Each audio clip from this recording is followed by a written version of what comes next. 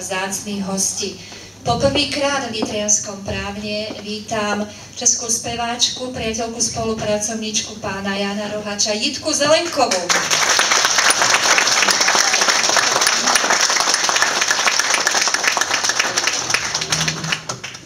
Keď hovorím o priateľstve, tak zo srdca rada vítam už našu priateľku obce, aj našich občanov pomaly, Katarínu Kergalovú Roháčovú po tretíkrát.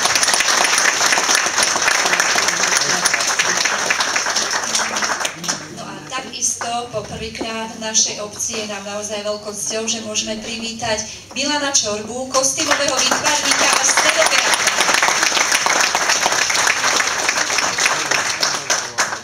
Tradícií skrýva tento festival a túto krásnu, ktorú sme zdedili z rozprávania po Jánovi Roháčovi, že si dáme najprv šampanské a potom ideme na to, tak my to naozaj dodržíme. Tak ja poprosím o to šampanské,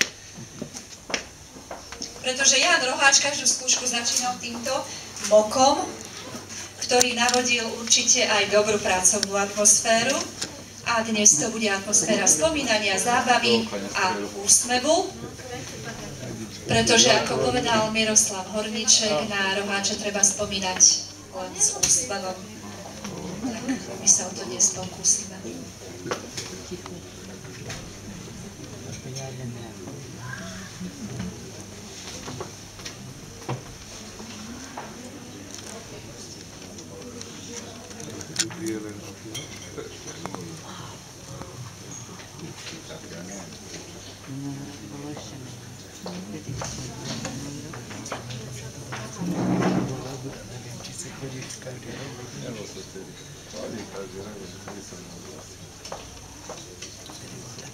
Takže, milí priatelia, ešte raz srdečne vítajte.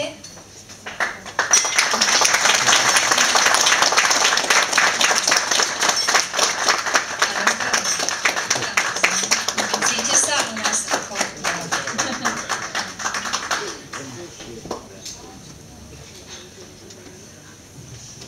No. Je to vynikajúco vymyslené, ale ešte